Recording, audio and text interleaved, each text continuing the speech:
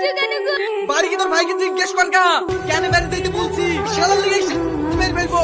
বাসটা কই রে? ও বাবু, বাবা তোমাকে মেরে ফেললো গো। আরে আমার বাড়িতে কি তোর গোষ্ঠীর কোনো লোকজন আমার বাড়িতে না ঢুকে? এরা করে কাটছে কেন? কি হয়েছে গো? তোমার জামাই আমাকে মেরে বাড়ি থেকে তাড়িয়ে দিল। এই বল, সেটা ঝামেলা করেছে।